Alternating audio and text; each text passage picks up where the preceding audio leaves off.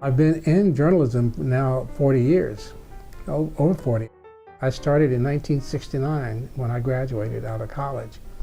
Started here at the paper, left after 3.5 years and went over to Channel 13, public television, where I spent almost 20 years.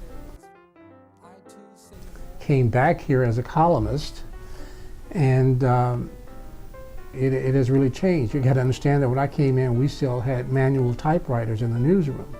I knew Bob Ray wanted to write at an early age because when we were small, he purchased a tape recorder, and everywhere we went, he used that tape recorder to record fires in the neighborhood, fights in the neighborhood, everything that was going on in the neighborhood. And when we went to school, all he talked about was writing. My overall mission is hopefully to affect something in people's life, even if it's one person's life. Hopefully it can be a positive change, whether it's for an issue or a condition.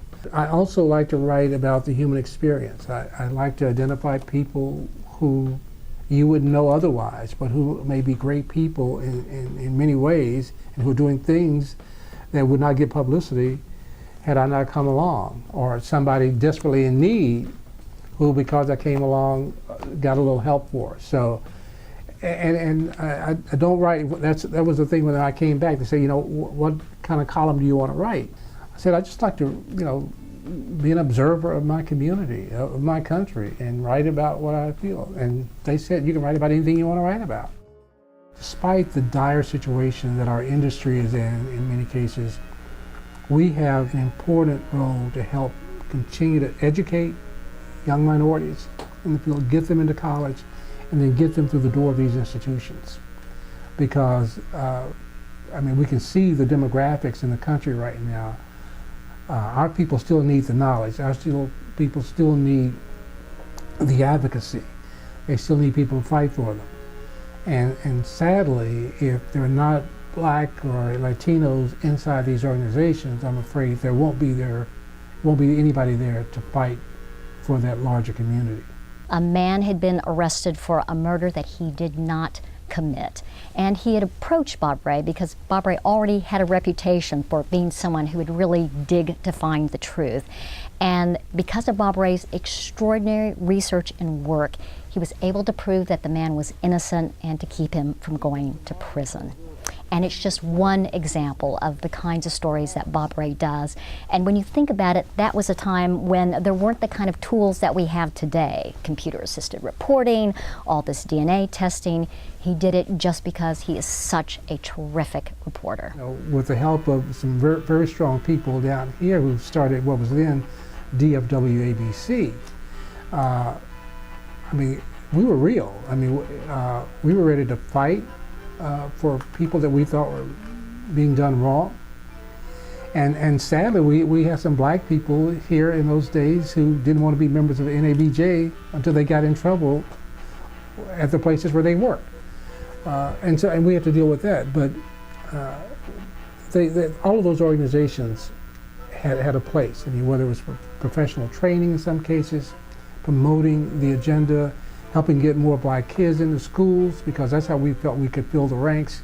Sadly, with the economic situation, diversity is not a commonly used word in the newsroom anymore, except when they're talking about somebody else other than journalists. No, I felt it important to be a part of all of that, again, with that mission of bringing somebody in after you. The idea was if you got in the door, you held the door open, you didn't close it. And those organizations helped us do that. Bob Ray Sanders was the first African-American journalist on television in this area of Dallas and Fort Worth. He broke so many barriers, not because of his color only, but because of his high standards and his integrity and his heart. If I could make improvements, number one, I'd start with the people who are in journalism. I would want them to be truly more passionate about the field of journalism and about the subjects they cover. Sadly, I think we've entered a stage where the people entering journalism are entering it because they are cute.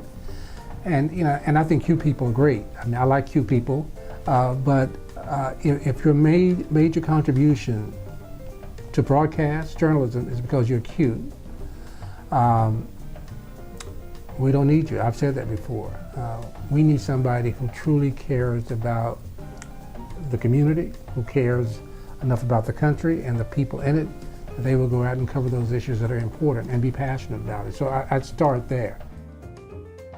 I think now with most colleges are understanding that they've got to teach people to do it all.